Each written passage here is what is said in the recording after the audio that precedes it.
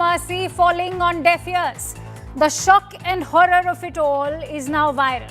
What's equally goading is that the very protectors of law and order became the perpetrators of this abominable, immoral act. Look at the way the Bangladesh police failed to fulfill their duty. They, in fact, handed Dipu over to these Islamic radicals. And so Dipu's killing over a false religious rumor, later found baseless, raises multiple concerns.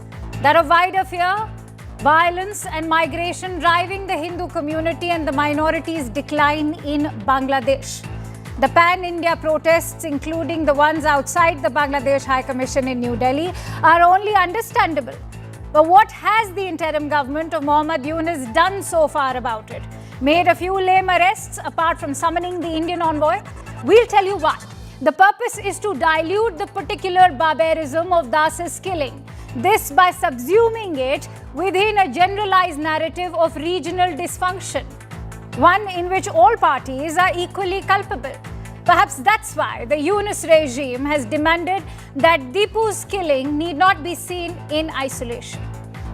But remember that Hindus and minority lives in Bangladesh will not matter till we have politicians like Congress's Digvijay Singh and Rashid Alvi linking Bangladesh's atrocities with Muslims in India. Don't Hindu lives matter? Whether in Bangladesh, Kashmir or in any part of the world, be it in the US, UK or even Canada. And why must the killing of Hindus be justified by fear-mongering of the idea of Hindu nationalism as a threat to Indian democracy? Those are the questions we'll take with our guests in just a bit. But this is just one of the many cases. Hindus have been under threat in Bangladesh and concerns for their safety have only been mounting over the years. From 13.5% back in 1974 after the Liberation War, the Hindu population declined to 12.1% in 1981 and then to 9.3% in 2001. The population further dipped to 8.54% in 2011 and as of 2022, it stands at a meager 7.95%. What does it mean for the Hindus in Bangladesh? Remember, many of them have had to flee the country. And I'm joined in by one such person who's an actor, a Bangladeshi Hindu actor, Aruna Biswas, who's joining me on the broadcast here tonight on Brass Tacks. Thank you, Aruna ji, for joining in. I want your thoughts, first of all, on those shocking visuals that I shared with you earlier during the day. 25-year-old. He's been lynched over alleged blasphemy. Nobody has, in fact, any evidence to prove. The crowd cheers on, and some have even filmed while his body was being hung and set on fire. You can see him in the video begging for his life, but the police that was meant to protect him have rather handed him over. The Yunus regime has stated that this incident can't be viewed in isolation. I'd like your thoughts. As a mother, actually, it's really hard to say and really hard to explain that one boy, he's very young, they lynch to him and then burn him. And he has, I think he has, they say he said something about their prophets, Hazrat Muhammad or something like that, but he doesn't say anything else about, because he got the job and for the garments factory, he was the manager, I think. So they was mad and they were very brutally to kill him, beat him and the lynching him, and then they fire him and burn him. Like, it can happen with any human being. How come it's possible? You know about last few months before, one guy who was they took from the grave and they beat him and they burned him, and he was a Muslim, So I think I don't know, we are human being or we are animal. What we are doing actually, that is he's only minority, that is his problem. And obvious we are minority. That is the main problem, of course. But now is in Bangladesh, most of them are minority, who are support 1971. We are grateful to India who support us to 1971. Uh, Nowadays, I think uh, everybody is a minority who is not only Hindu, not only Christian or Buddhist, like Muslim people also very insecure. The teachers, who are freedom fighters, who believe in Bangladesh, who loves Bangladesh. Everybody is a minority in Bangladesh right now. The Dr. Yunus regime, who are like, our, I don't know, like I feel not to talk. I'm not feeling to talk really because of, as a Why? mother, I can take it because if I say something, everybody in the problem because we have lots of friends in there, relatives in there, everybody getting problem in there. So you fear for your life, the lives of your loved ones, you fear for the life of your friends, your family?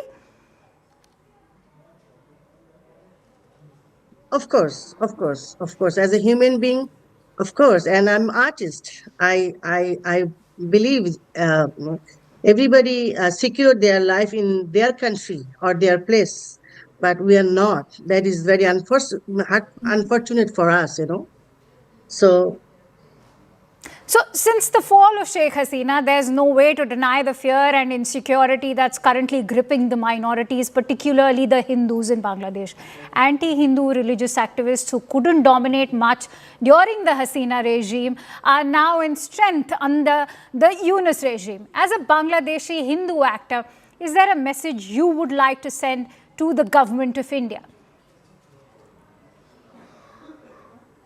I was the first victim of the moving, like, who are, I said to the protect student for, can you throw the hot water? We have one Facebook account, like it was a WhatsApp group in the artist, all artists. We are supporting to our Sheikh Hasina. We can tell before that they are not actually protesting for the good. We thought and we knew that that is actually for other thing. They're extremists. We can understand from the beginning. So that's why I was the first because I'm Hindu and I'm the very popular artist in Bangladesh. My parents also very popular in our country, who are my mom and my dad very like prominent opera theater, the jatra they call in Bangla, jatra. So they are very popular in Bangladesh. So they try to kill me. That's why I came to Canada at 6th of August because still they are trying to write it down so many things and who are with me our artists they are also their life threatening in their life in Bangladesh. They can say nothing. Some of them are arrested and they born sign not to say anything else about the government, so go and stay home, not to say any word. So we are artists all are like very shaky, very insecure, very scared. They're passing their life. They have a kids. They have a parents. They have no work, Okay. nothing in there in Bangladesh right now. So everybody very bad time passing. So, Aruna ji, you're the best person to tell me the plight of artists right now, whether it's journalists, the media houses, to cultural centers, Awami League offices, Mujibur Rahman's the liberation hero. All of this history of progressive Bangladesh has been completely wiped out. What's your assessment of this kind of Islamization of Bangladesh today? Actually, the who are not agree with the India support to us 1971 war, like we are separated from the Pakistan. So the Pakistani who believe in Pakistan still their brother, their parents, they don't like they don't Okay. want to like stay very well in Bangladesh situation. We can do the secular country, the unity. and coexistence. They don't believe in that. So they don't believe in Bangladeshi people, Bangla. They can speak Bengali. They can follow the culture, with the pure culture from the Bengali, Bengali culture, Pohela Boishak. So we can do the puja, we can do the we can do the Eid festival together. We always did everybody same thing, so they don't believe in that. They believe in, we have to be extremists. We have to go for extremist Muslims. That's why they are doing, actually, doing for that. And um, when Hasina Appa was with us, we at night, like 2:30, 3 o'clock at midnight, still women are can right on the street. They can come from the work. They can go to the house or home. They were very, freely their life. They lead their life, but still, nobody, like not even the man can go out after 7 o'clock, That's evening shocking. 7 o'clock. They don't want to stay out of house for the situation right now. They can kill, they can go home, they can rape, they can grab their money, they can grab their land, their property. And Hindu are always victim. Always Hindus are victim, and Hindu, Buddhist, Christian, always they are victim, because they force. They think that is our land. They think their land. So that is the main thing. So that is always. I don't know. Now they start, and now 1 hour before I saw, one Hindu family, they burned. They closed the door and they burned their house. That's another incident that you're talking about. Are you sure it's verified? Are you sure it is not a video that surfaced from last year, August?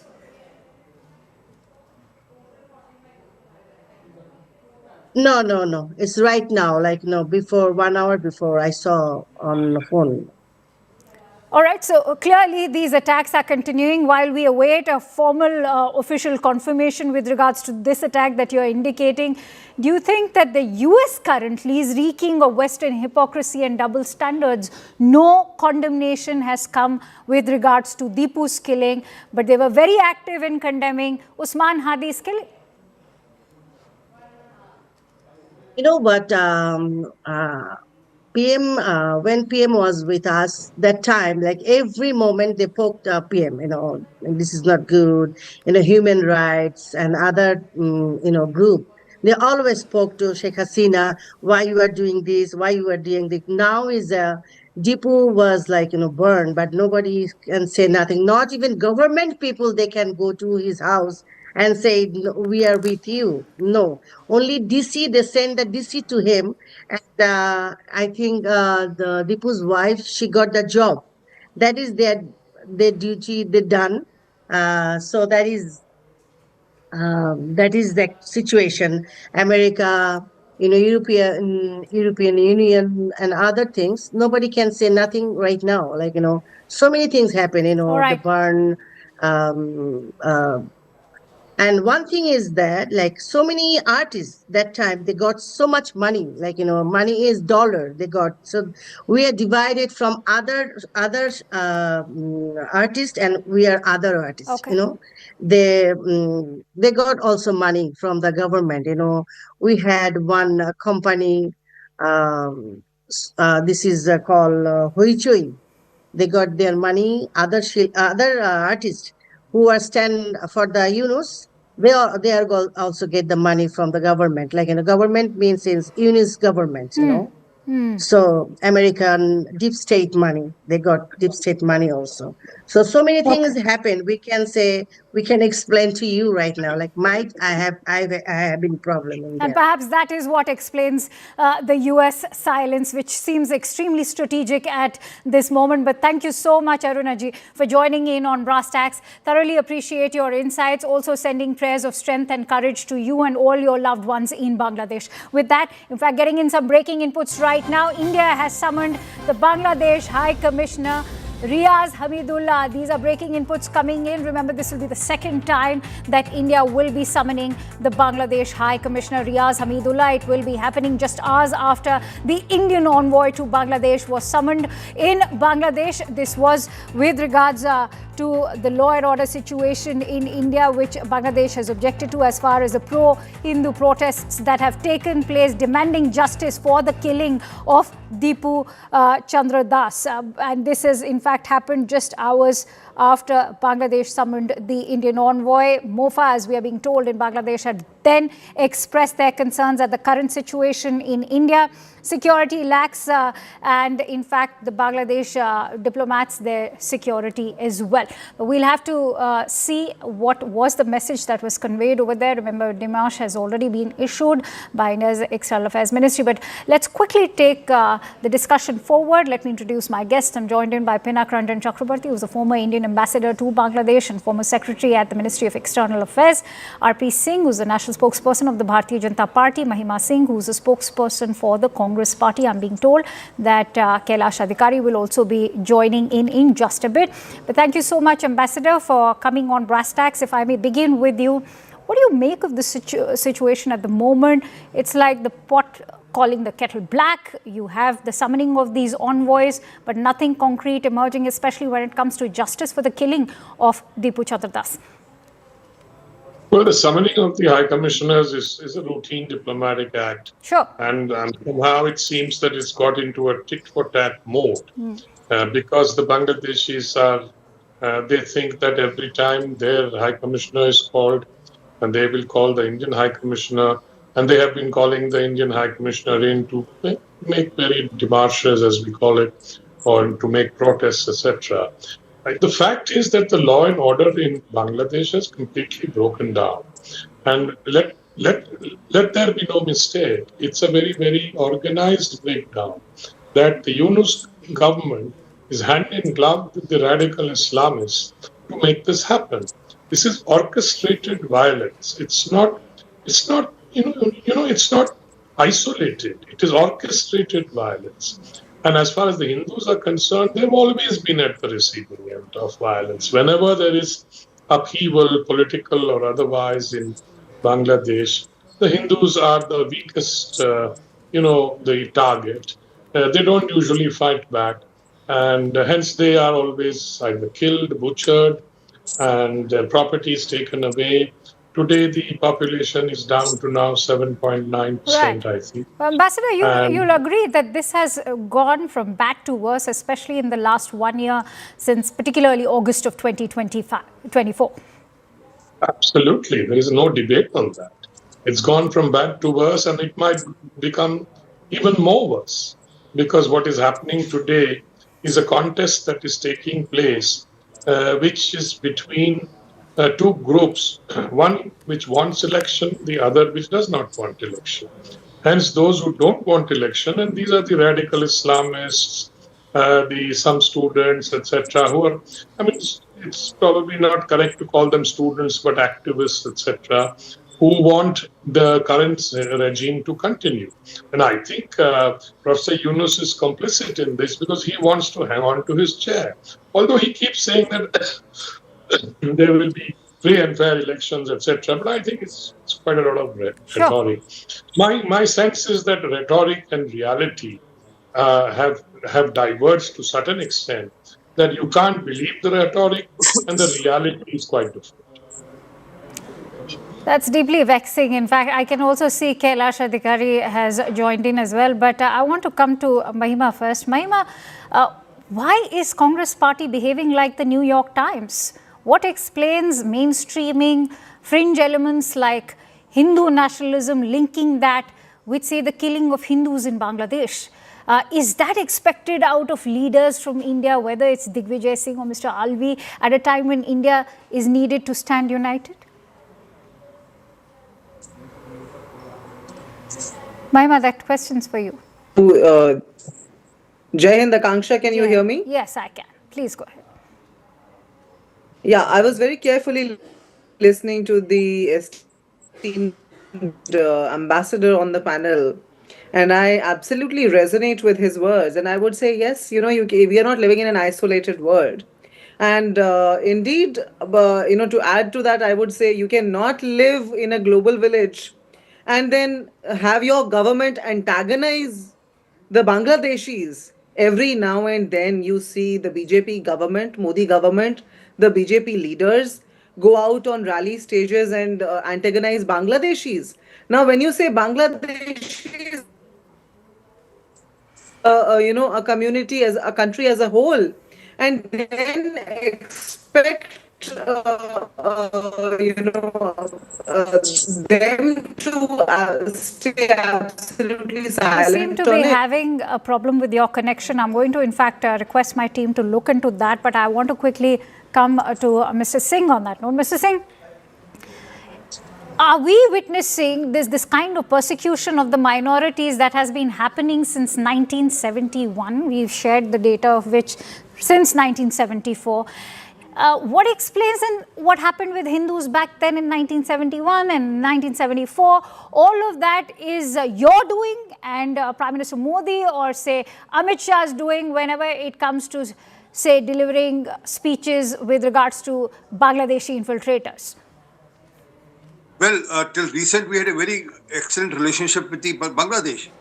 Until unless there was a game plan, under a game plan, whole of the coup happened and all was happening, the radicalization and Islamist forces taking over the governance and putting up a person who is just representing I'm using a little harsh word, as a stooge, but not working as a full-fledged president also of the country. So, fact is, we all know that what's happening and why it's happening. But I'm shocked at even the Congress spokesperson. Even now, she is saying, no. We are antagonizing Bangladesh. We are against Bangladesh. We had excellent relationship with Bangladesh throughout. But she's speaking the same line which Mr. Digvijay Singh was speaking or Mr. Rashid Abhi is speaking. Now, they say there's a reaction to some action here. But let's talk about it. Something happened in Australia recently. What was that reaction to? Was that reaction to some action by Australia? Or something happens in America on and off? Does it, and by the Islamist forces only? Or something happens in France? Or something happened in UK? Does this happen because of their reaction to some, there's some action, their action happens? When they can wear a bag of Palestine supporting Hamas. I can see Mahima is back. Mahima, would you like to respond to that? Can I make a small point and finish? Okay, sure. Go ahead. Go ahead. Well, Priyanka Vadra would wear a bag of Palestine. I love Palestine or support Palestine in support of Hamas. But not a word. She could have carried a bag that I love Hindus in Bangladesh. They won't do that because for them, everything is vote bank. They don't think beyond a vote bank. That's the problem. We've lost thousands of minorities, Mahima, in Bangladesh since August of 2025. We are not saying so. The official figures state that.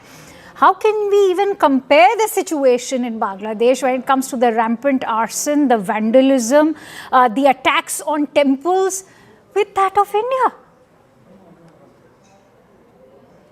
Mahima? Akanksha, it's quite rich for the BJP spokesperson to speak the way he is speaking. The BJP, as I was saying earlier, how can you expect the BJP leaders to antagonize Bangladeshis every now and then on rally stages? I remember Mr. Hemanta Biswa Sarma in Jharkhand last year, don't you remember? And good Akanksha, you reminded me of August 2025, because that's exactly when the Bangladesh, August 2024, and then, going on to 2025, you said mistakenly August 2025, and thankfully you reminded me of the Bangladeshi reminders of the India not heeding to their requests of extradition. Besides, Awami League opening its political party offices in Delhi and West Bengal. We do not know what did the government do about that. Rather, I remember Mr. Jaiswal from the External Affairs Ministry responding to that, very much going on record to say, well, we do not know if such activities are taking place. So this is a clueless government. This is a spineless government. And here they come and they speak, in such a rich manner, which is absolutely unbecoming and unacceptable, for a country like India, where foreign policy has been impeccable for decades, ever since independence was Okay. achieved. Okay. And now what you see is this spineless government weakening our foreign policy day by day, whether it is Bangladesh or Nepal or Sri Lanka. This is what we are seeing, Fair and enough. this is a You know clueless government. Once that's a again, point that should be, in fact. I'd like to bring in Ambassador Chakraborty on that note. Ambassador Chakraborty, many a times the attack coming in from Bangladesh and our very own grand old party here is that why have we given refuge to Sheikh Hasina? Why has Awami League been entertained by India? There are a host of other possibilities that come to mind. One can also ask why was Dalai Lama, provided exile in India. But how do you respond to all of those allegations that perhaps India invited it because Sheikh Hasina is currently in exile in India? Live. First thing, I think your viewers should know that we did not invite her.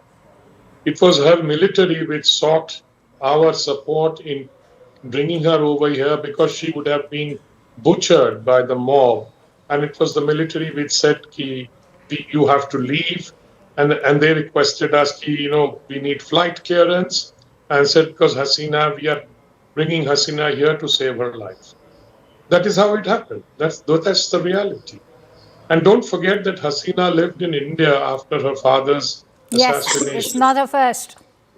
It's not the first time, 1975 to 1981.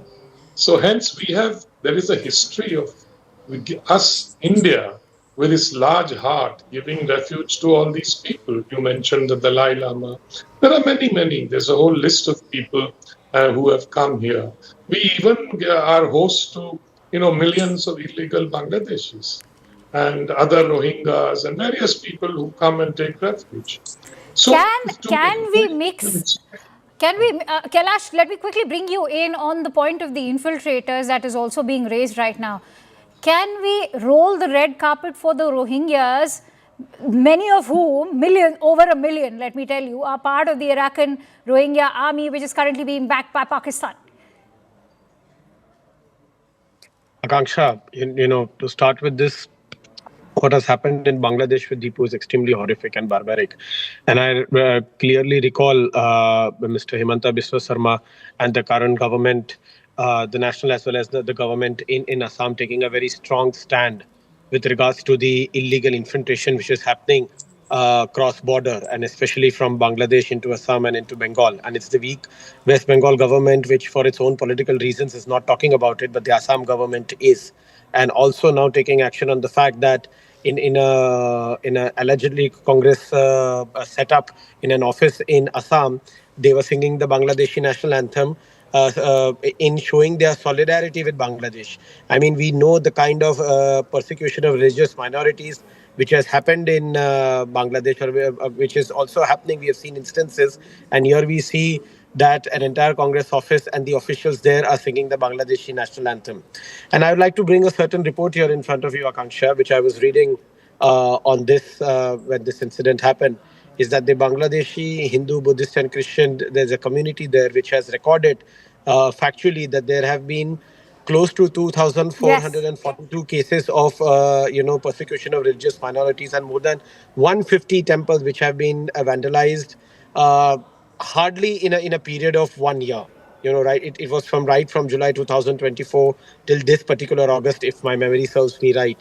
So we have been seeing the fact that after the political upheavalment and the instability which has come into Bangladesh, this has really caught upon the sad state of affairs there. And the Indian government is definitely taking a very strong stand when it comes to protection of the religious minorities in Bangladesh. And it's time and again that the government has taken a stand and spoken about it. Okay. And of course, it's the duty of the Indian government which it is discharging dutifully. Mahima Singh, would you like to weigh in on that? What explains Rashid Alvi saying that both the governments are fundamental governments, whether in India or Bangladesh, and both of them are working against a particular community? Can we compare the kind of rampant violence that we are seeing in Bangladesh with India? Kailash has just now put out those figures for you for a better understanding, perhaps. You see, Akanksha, what happens in Bangladesh, is secondary to what has been happening in India for the past 3 years in Manipur. A government which is indifferent, in addition to being clueless and spineless, as I said earlier, an indifferent government such as the Modi government is absolutely indifferent to what's happening in their own country. So, what could have one expected of them to, in terms of what's happening in the neighborhood? That's another story. That's another question. But the immediate question at hand that you have asked me is, yes, this is an irresponsible, lackadaisical conduct on both the fundamental governments. Mr. Alvi is right in saying that yes, it is indeed the government's responsibility, whether it is in India, whether it is in Bangladesh, and both the governments are failing its people. So the Indian government must answer quintessential questions pertaining. RP Singh, would you like to respond to that? within- Would you like to respond to that? Has the government done enough for not just the people of Manipur? What about the Hindus? There were lofty promises made when it came to the CAA or the NRC. What happens now to these very Hindu minorities getting persecuted in our own neighboring nation? Many are asking, why aren't we doing enough to save them? Well, Akansha, the Congress spokesperson is saying that conditions are similar to Bangladesh in India. And so is Mr. Alvi and so is Mr. Digvijay Singh. And she is reiterating the same. I mean, shocking that their spine has turned into a Muslim spine. Today, their leaders claim that they are a Muslim party and she's doing the same line. I never intervened, madam. Did I intervene? Please don't do that. Stop heckling. You at your own convenience. Please, Mahima, please, let's be this is not fair. respectful When of they our want, they do co-panelists. intervene. Mahima, What let's is be... happening in Manipur? Let him speak on that. So you've mentioned Manipur, he heard that. So a party which claims themselves to be a Muslim party and then the leaders who claim themselves to be a Muslim party, Mr. Reddy recently said that we are a party for Muslims. I mean, what do you expect from the party on this line? I mean, also, they were the one who was against CA. I remember Mr. Sonia Gandhi from the rampart of the Ramlila Maidan. She said, "Aar paar ki ladai ladenge CA ko lekar." I mean, that's the attitude. Now, Hindus being prosecuted, again they are saying the same. That since the Muslims have been prosecuted here, the Hindus will prosecute there. I mean, you're trying to placate Muslim vote here again by doing this, by making such statement. But that's how Congress is. Right from 1947, when the partition happened, right at 1980. Mahima, I'll give you time for a rebuttal. Mahima, be respectful of others' times. I'll come to you. Please give him time. Give the gentleman time. 1947 I will partition. come to you, Mahima. I'm being as respectful as they are oftentimes, Akanksha, please. No, Let's Mahima, not get- I will come to you. I'm assuring you. Believe in my assurance. RP Singh. 1947, when partition happened, they went with Jinnah's theory of partition. And what we suffered, the worst suffered were the Punjabis from Punjab and people from Bangladesh, West Bengal. Also, what happened in Kashmir in 89, 87, because of them, the Hindus migrated from Kashmir to the rest of the country. More than 5 lakh. There was a genocide happening in Kashmir. And now they are uttering something like that. Oh, Muslims have been prosecuted here. When they never uttered a word when Hindus are being prosecuted in any part of the world. But they will support Hamas, they will support Palestine. I mean, they have a right to do that. But at least utter a word for Hindus. Right. Utter a word So for Mahima, Bangladeshi I think Hindus. before I let Mahima take a rebuttal on that, Kailash, I also want you to weigh in. Are Hindus not as united? When you look at the Jews, look what happened in the Bondi Beach shooting and all of Jews across the world. I have spoken to voices from US, from Canada, from even in Israel. All of them stood in unity when it was an attack on the Jews in Australia. Look at how Black Lives Matter movement it completely unsettled the United States, so much so, robbed Donald Trump of a second term earlier. So when it comes to Hindus, why do we fail? Akanksha, a couple of reasons for that. Prior to 2014, Hindus were never... You see, Hindu, as Mr. Ambassador said, they are a very soft target, A. B, Hindus, as a particular community, they are not much into violence or they do not like violence. But Yes, having said that, whenever there is violence against the Hindus in the last 11 years, they have understood that they have a right. They are the majority, especially in this particular country, and they do have a power to resonate with, to talk about. At the same time, they respect all the other religions as well as the religious minorities. And now it is time for Hindus also, wherever Hindus are in a minority, in other nations, and when there is such kind of, we see such barbaric and horrific cases of persecution against religious minorities, especially Hindus, since they are considered as a soft target, Hindus do wake up. Yes, I would say that about 11 to 12 years ago, uh, we were not so united because I think it was Hindus which were discriminated close to about 12 years ago, and I say this with experience as well as with authority. But now the times have changed, Okay. Akanksha.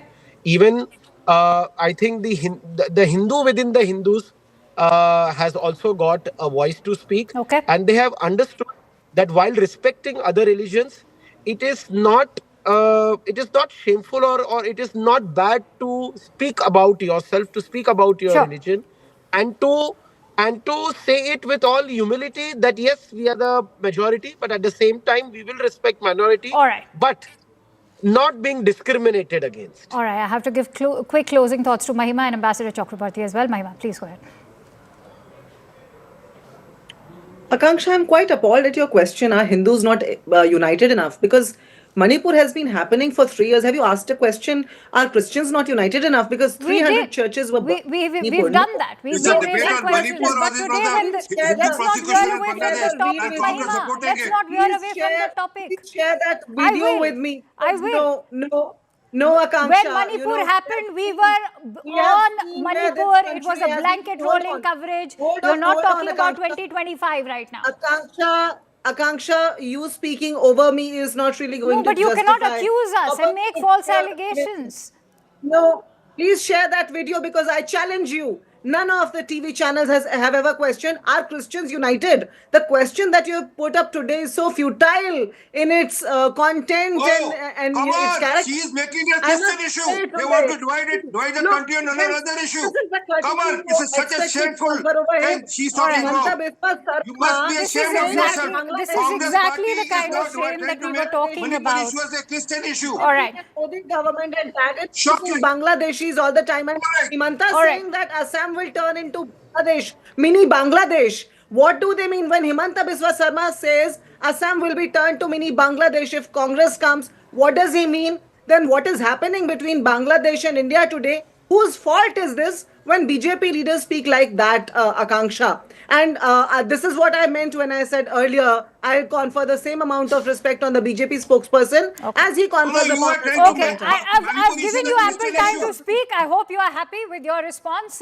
It's in fact only going on to cement and substantiate the point that we were making. Nonetheless, the idea is to bring out a wider sort of introspection on this show, which is why Ambassador Chakrabarti, much needed thoughts from you over here. The UN Human Rights Commissioner has remained mum. You also heard that statement come in from Mohammed Yunus, where surprisingly enough, the US ambassador to India designate, Sergio Gore, has not really condemned the killing of Dipu Das, but he really made it a point to reach out to Mohammed Yunus, also entertain those false allegations that much of it is being amplified by the Sheikh Hasina regime in Bangladesh right now.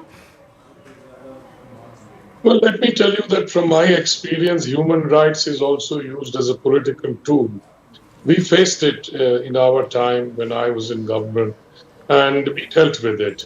So human rights, activists, etc., work in tandem with the Western governments to put pressure. They use all tools at their disposal, which is okay from their point of view, but we must understand why they are using it. We also came under human rights pressure when we were in the early 90s, and I attended many meetings where the Americans would lecture us and give sermons on human rights. Anyway, that's in the past. Now the problem is that you cannot conflate domestic issues and problems that we have with our ties with Bangladesh. I think that's not a very good prism to look at our ties. We have a long history with Bangladesh, don't forget that. Whatever has happened, and the CM of Assam was, of course, making a political point. But let's get rid of the political rhetoric and the party politics, etc. Okay. But the fact is, let us look at the facts of demographic change. Yes. That has happened. That has happened. You cannot just close your eyes to it. It has happened because of, I suppose, mistakes our governments have made over many years, not just the last decade, but over several decades. Ever since we when we were partitioned. We'll let the facts do the talking. Thank you, Ambassador, for putting all of that into perspective for us and for shutting down the noise at the moment. But thank you, Ambassador, and thank you, Kailash, for sharing your precious insights. Mahima and Mr. Singh will continue to stay with us right now. This, as Congress leader Rahul Gandhi, who's currently on a visit to Berlin, has yet again triggered a debate back home with his anti-India remarks overseas. He not only launched a sharp attack on Prime Minister Modi, claiming that Prime Minister's vision for India will fail and has tremendous problems, but also tried to sow seeds of divide, claiming that Prime Minister's policies will create massive tensions in India and make Indians fight with each other. Listen. A lot of us do not agree with his ideology. We do not agree with the vision of India that he has. We think that the vision will fail. We think that the vision has tremendous problems, will create massive tension in India, will make Indian people fight with each other. So we will fight it, right? And it's a clash between two visions of India. There is a wholesale capture of our institutional framework. When you look at our intelligence agencies, you look at the CBI, you look at the ED, they've been weaponized. Look at the number of cases that the ED and the CBI have against BJP people. You'll find the answer 0, right? And look at the number of cases they have against people who oppose them, and you'll find that pretty much most of them are political cases. Now, remember, the Congress party finds itself at a crossroads, and the timing could not be more striking. On one hand, Rahul Gandhi is on an anti-India tirade in Berlin, and on the other, a quieter yet significant churn is taking shape within the grand old party itself. Across party corridors, whispers suggesting a shift in leadership are growing louder. Priyanka Gandhi Vadra is increasingly being spoken of as a potential prime ministerial face. Has Rahul Gandhi lost the confidence of his own party, while leadership within the Congress has been a matter of debate since 2014? The Gandhis continue to be a fulcrum for the party, but within the first family too, there are clear different camps and divergent views within the hierarchy on who could be the better sibling to handle the party forward. Let's quickly take this forward with RP Singh, who's a spokesperson for the BJP, also Mahima Singh, spokesperson for the Congress party. Both continue to stay with us. Mahima, if I may begin with the kind of rhetoric that's coming out from Berlin by Rahul Gandhi, many have questioned, is this the time to make such suggestions? What good will it do to India? Many, in fact, have even questioned career diplomats. And I'll quote Converse Sybil, who's gone on, Ambassador Sybil's gone on to say that the attempts are to create a civil strife within the country at a time when you have destabilizing Western forces at play. Akanksha, it's quite intriguing, you use the word rhetoric, and in the same breath, you yourself say, while Rahul Gandhi is in Berlin on an anti-India tirade, I don't know what kind of journalism is this. And I would seriously, ask you to introspect, because in light of what Prime Minister Modi said in Seoul once, many a time he goes on to say that I've been cleaning the mess that was created about Dr. Manmohan Singh's government, at whose funeral he cried crocodile tears later. In Canada, he said, jisko gandagi karni thi karke chale gaye, stuff like that. At another opportunity, he said, 2014 से पहले तो लगता ही नहीं था, ऐसा शर्म आती थी कि हम भारत से हैं, ऐसा कहने में शर्म आती थी. So you see a prime minister who's been insulting India time and again. How does it since bode for the the democracy prime of our minister's office. country when the leader of opposition sitting on foreign soil is accusing the country of a wholesale capture of its institutional framework? What does it speak of democracy in our own country?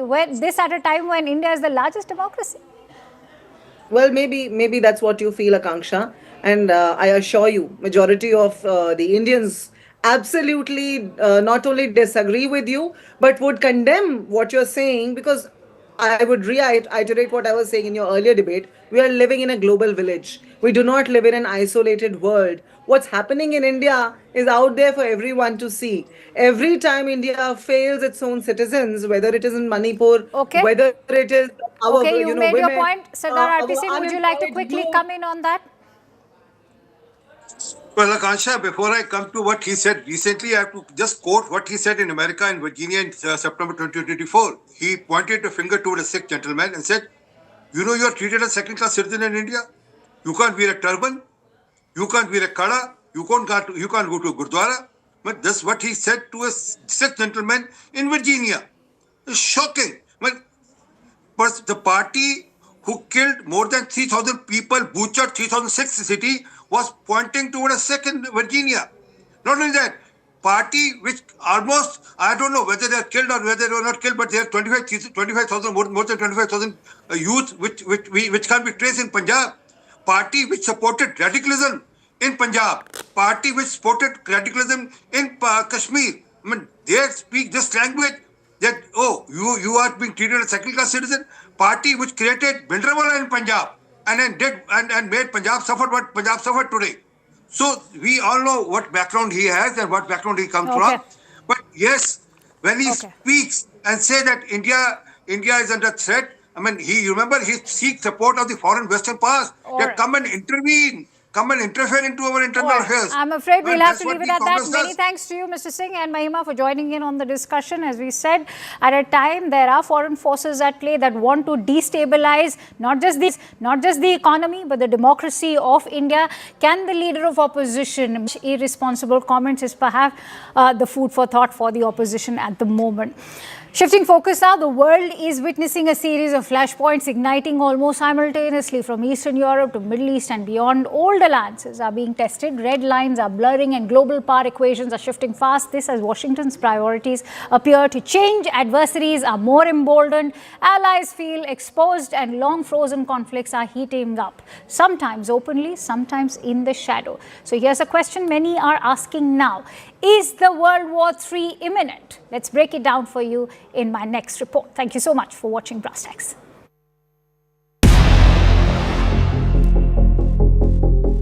It was just days ago that the Kremlin welcomed the new security strategy by the US President Donald Trump, one that labels the EU and not Russia as the primary threat to peace in Europe.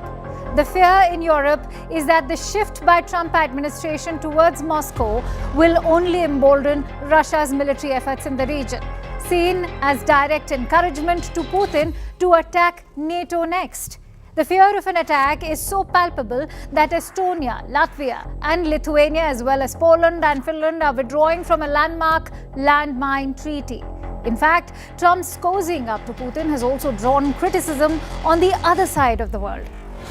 This as Taiwan believes that a Russian victory will only embolden China's moves against the breakaway island. So much so, this year alone, China has held live fire drills on the doorsteps of Australia, Taiwan and Vietnam. Also, the US president may claim credit for pushing to stabilize 3 Middle East flashpoints: Gaza, Lebanon and Syria. Yet on all 3 fronts, the region's most powerful player is America's closest ally, Israel, a country that's consistently undercutting Trump's Middle East strategy. All of this as Netanyahu will meet Trump on December 29th. He will then present fresh plans to Trump to attack Iran. According to the Israeli side, there are growing concerns that Iran is rebuilding and even expanding its ballistic missile production. This in the wake of Israel's 12-day war with Iran in June.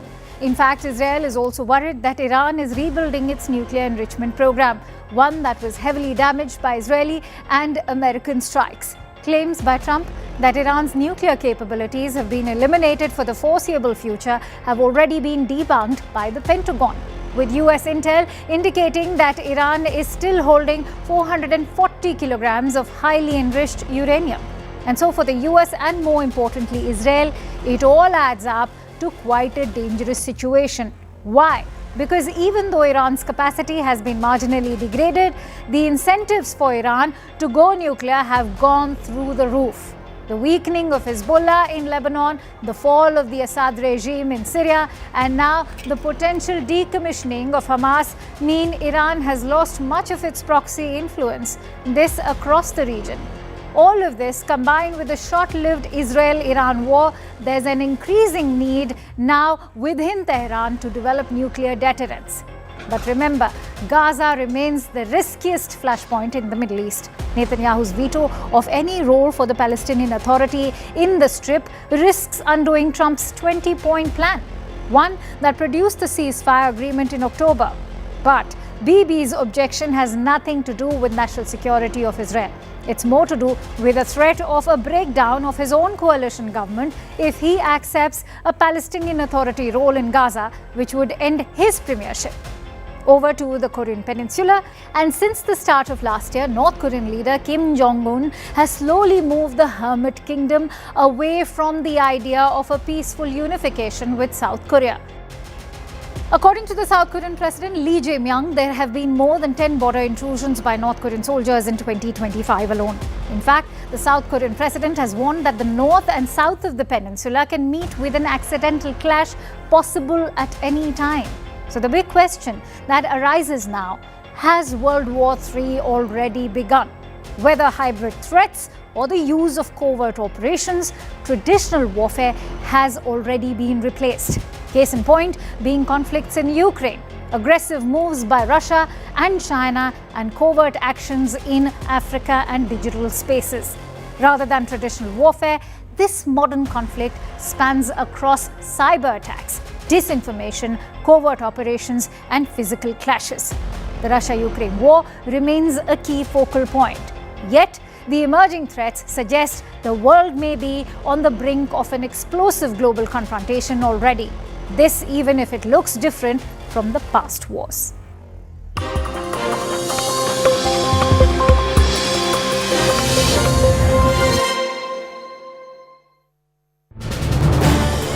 This is News 18 Network.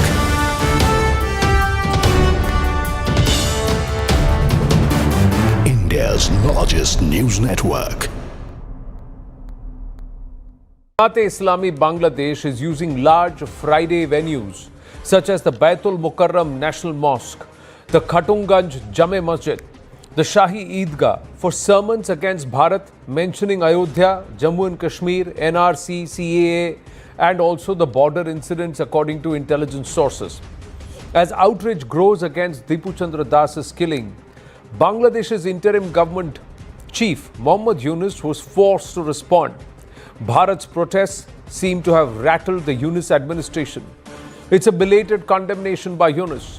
In his post, he says only 12 individuals have been arrested in the case, although the pictures before and after the lynching of Dipu Chandra Das show the presence of hundreds who did not hear his pleas or heed his pleas and decided that he not only deserved to be lynched to death, but also then hung up a tree and burnt. Now, Bangladesh moving towards extremism. And while speaking to me at News 18's Rising Assam Conclave, Assam Chief Minister Himanta Biswa Sarma said that post Sheikh Hasina, Bangladesh was moving rapidly towards extremism. He added that Bharat could not remain on the same page with nations that followed such a path, making differences unavoidable. And this is what the latest input suggests, viewers. Input suggests that Mohammad Yunus and 7.95%. What does it mean for the Hindus in